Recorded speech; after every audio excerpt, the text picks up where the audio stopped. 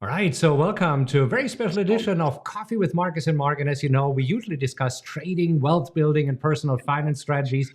But today, we got something truly exceptional for you. I'm your host, Markus Heitkoetter, and today we are privileged to have an extraordinary guest joining us for a cup of coffee and an exclusive conversation. So, ladies and gentlemen, please give a warm welcome to the iconic business mogul, a Shark Tank star, and the mastermind behind FUBU. Daymond John, right there. All Okay. right. Hey, so good to see you. Well, you have an incredible journey of over 30 years in the entrepreneurial world. I mean, you have redefined success and inspired millions around the globe. But I mean, now we're diving into the captivating world of children's literature. And Yeah. this is the latest adventure. So we will discuss your best-selling book, Little Yes. Daymond Learns to Earn. I mean, for those of you, if you haven't heard about this yet, I mean, you'll see it's amazing. It introduces kids to the values of creativity, financial literacy, and also entrepreneurship, sparking their curiosity. There we go, and creativity along the way.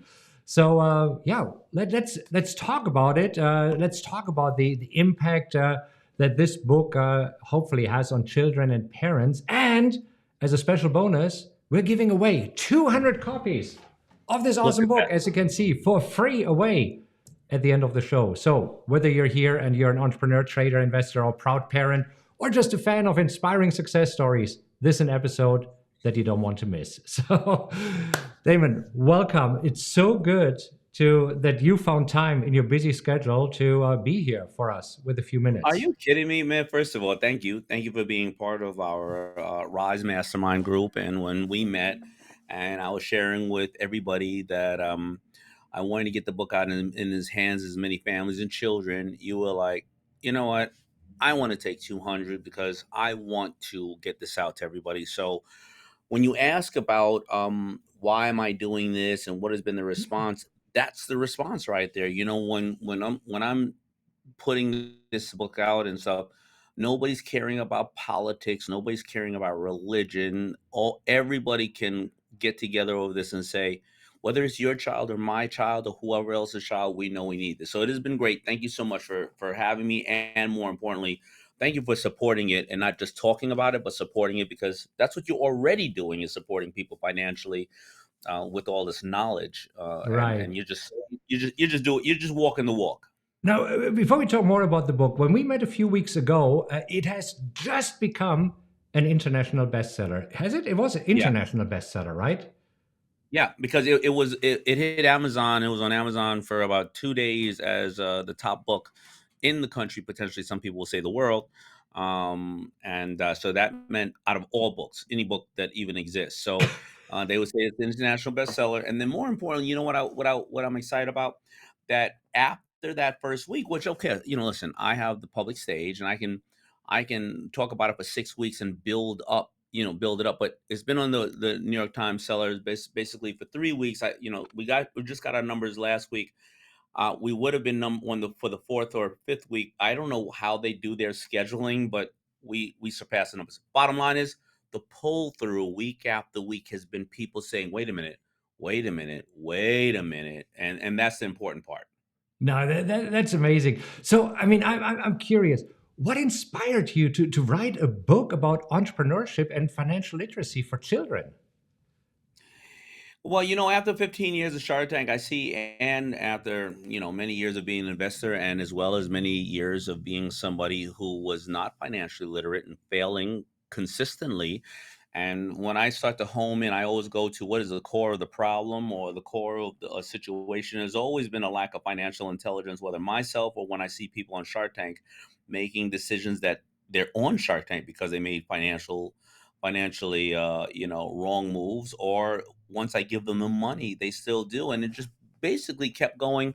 Where is the problem lie? Well, the problem lies in what you acquire and understand as a child. And we just want to ignore it, but that's the problem. If you have bad spending habits, bad eating habits, bad various other things, it usually starts off as a child, right? And we've seen it work in negative ways against us, but there's also positive ways that we've seen it work. You know, our children, we love them. We see at a very young age when our kids are very independent, when they're sweet, when they're crazy, when they're thinkers, when they're geeks, when they're music related. So I said to myself, I've been blessed to have several best-selling books made towards adults, but the books take me. I'm dyslexic. Takes me 2 years to make. Takes you, I don't know. It's a thick book. Takes you a day, 2 days, a week to read. You need to read it once. It's hard to just pop it open and read it again, and you may be stuck in your ways because that's what you do, Marcus. Right? You try to change people who are stuck in their ways to see how small adjustments in their life can make big results over a course of time. Right? So I said to myself, why don't I just go to the core and make a very small book for kids who are not stuck in their ways? Their mind is a sponge. They're open to it. You can read it as a child loves to read. You know how your children love to look at that YouTube channel, that one episode of one thing 10 times, and you're like, cut it off. You can read this book every month, every week to your child. And I've been saying to people, just like when you say to them, hey, don't lie. Remember what happened when the little boy who kept crying wolf. Don't do that. You can say now, "Oh, you want that for Christmas? You don't have to wait till Christmas."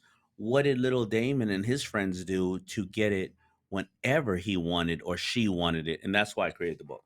Right, and it's amazing because at the end, after the story, which is very captivating, you even have a little guide where you're just summarizing it. And so this is what you said. It's easy to come back to the book and just look at this one page over and over. Yeah. So cool.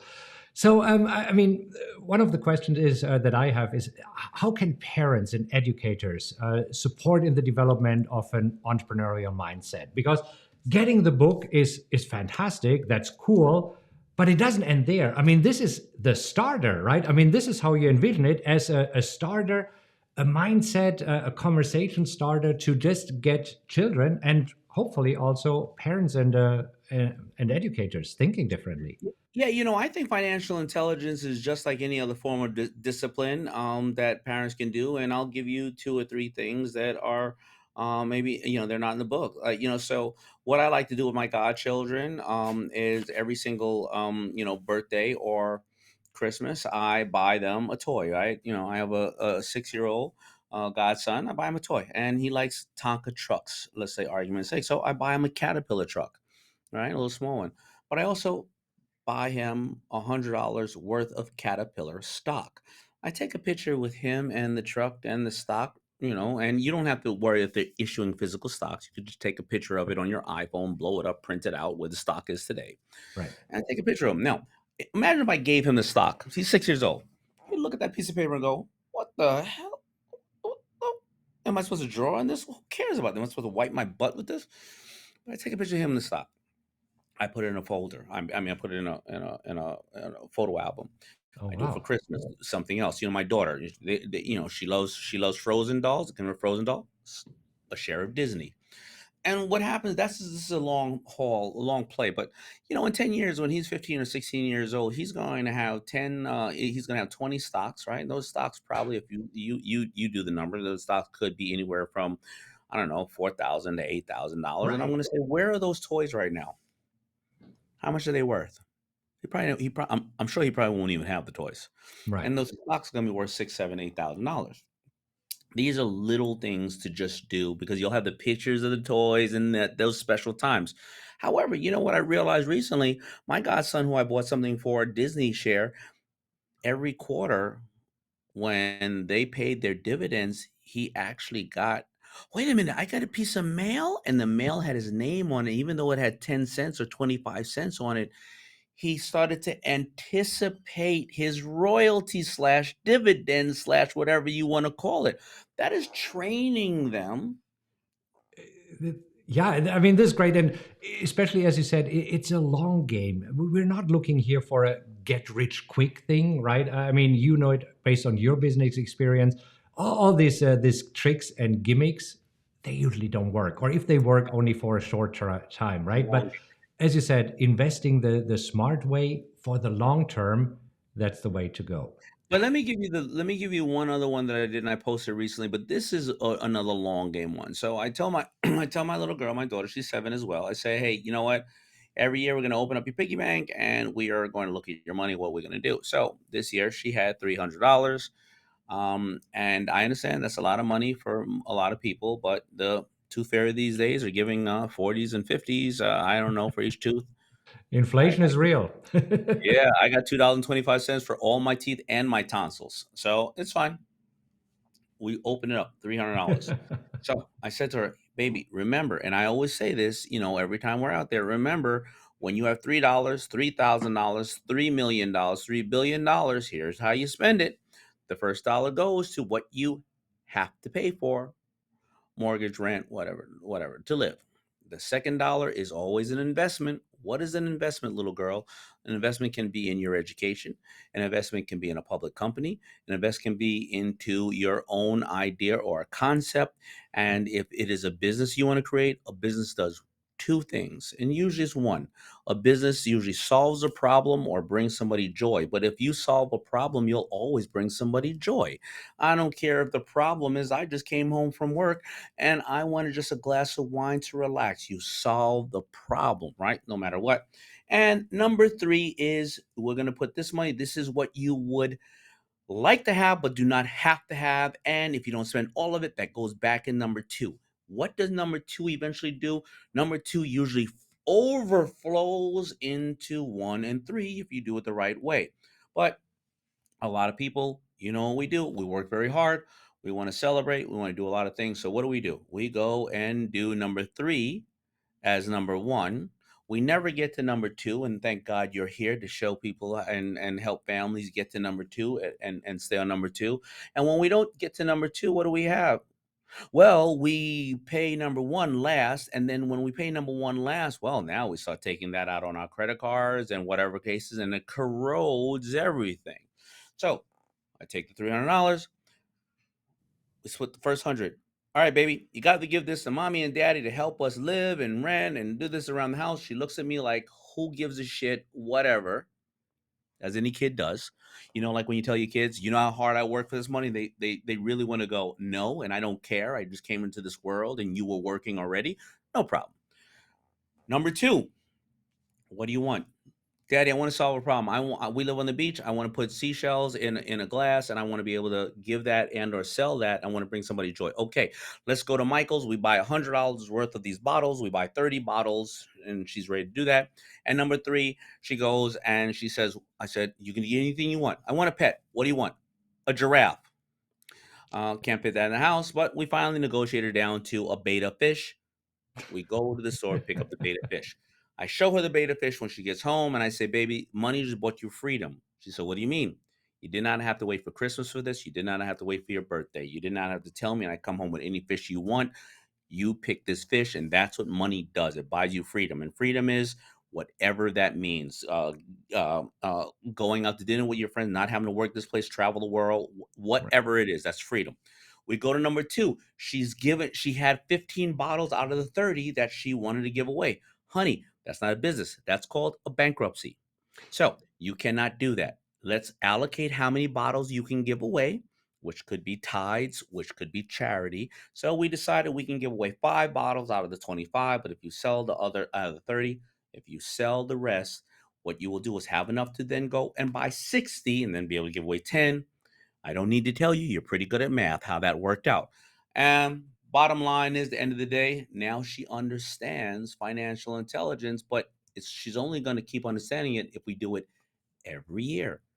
Every year, the end of the year. But during the middle of the year, we're like, just bought you freedom. What are you going to do? That's an investment. What's the one, two, three? And it becomes average in our cart. Tell your friends what you do with $3. First dollar goes towards eating, second dollar goes towards an investment, and third dollar goes for what you would like to have but don't have to have. And when they keep thinking like that, trust me, start talking about 7 years old. By 20 years old, they're going to be very, very sophisticated individuals. Yeah. Man, now I understand why it took you 2 years to write the book, because what you just said, you were able to condense this and put it in the book with this story. And again, at the end of the show, we're giving away 200 of these books, because 200.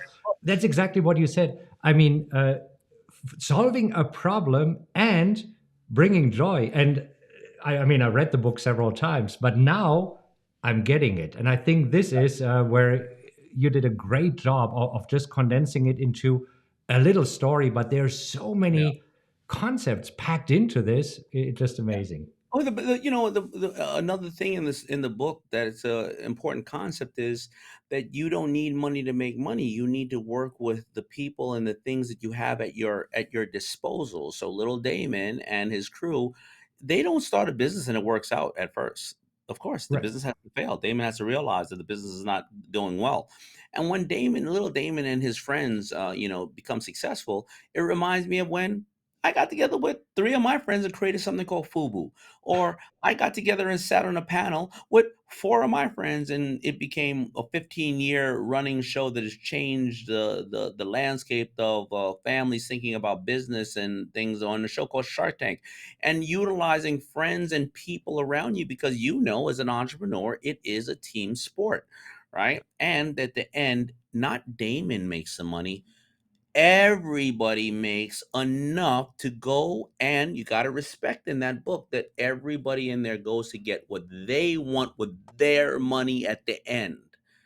All right, That and is, I think yeah, so I that's love the this. important part about it. And I wanted to ask you about this because I noticed that in the book, Little Daymond designs T-shirts and basically starts a mini fashion brand. Is this a Yeah. coincidence, or is there a little bit of autobiography in there?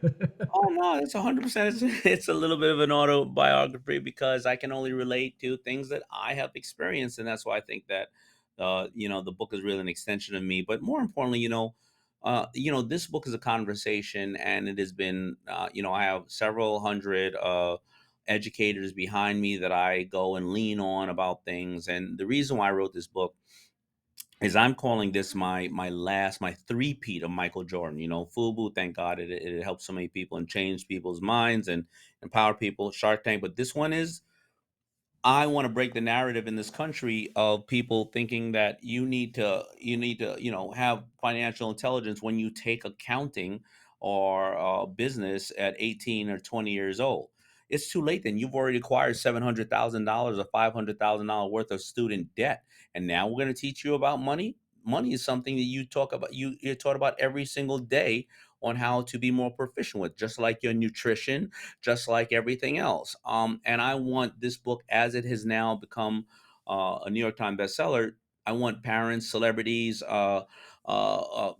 business moguls, banks to start saying, we're going to make more content like this for kids and schools and get this into our school system to change this country from a country of debt and renters to change this country to back to what the American dream was founded off of.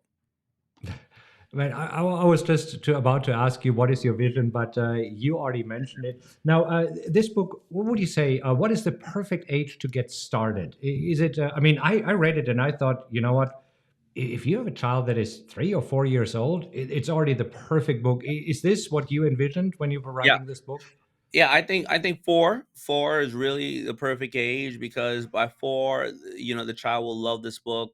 4, 5, 6, 7, 8. A lot of people say, "Well, why would you do that?" Like, that early stage. But when your children are taking sports, do you put them on a football field at 18 years old with a bunch of 400-pound brick-eating linebackers trying to chase them over a football? Or when they're trying to learn an instrument, do you take them to Carnegie Hall and shove them in front of a piano at 20 years old and say, "Here you go"?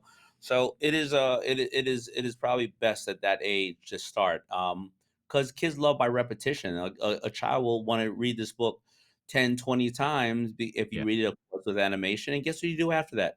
Give it to another child or another family that may not have as much.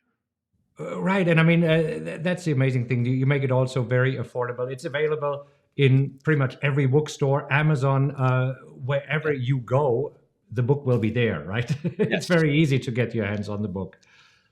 All right, very cool. Now, we promised that we will give away 200 books. And here is how you can get your book. Simply send us an email to smile at rockwelltrading.com. I'll put the email address in the description of this video. And please tell us who the book is for and maybe a little bit of background on this kid, whether it's your own child, your grandkid, or maybe a child that you mentor, and then include your address. And as long as we still have books, we will ship it to you. I mean, this is amazing. I'm so happy that you're doing it because, as you said, I mean, it's a different state in your life. You are already a successful entrepreneur. You are a celebrity. You are a TV star. You have already written books for adults, and now you're breaking into this barrier of giving financial literacy to children. I'm loving it. Well, thank you so much, man. All right. It's really important to me, and I'm so happy that you've helped support me, and Yeah. it's really amazing what you're doing with families as All well. right. Thank you so much for taking time out of your busy schedule to be here for a few minutes. Really appreciate it. And I think we'll see you again. See you again in a few weeks, right? We That's already have right. the next mastermind coming up. That's right. Okay, cool. Absolutely, I'll baby. see you there. Thank you so much. You got it. Bye.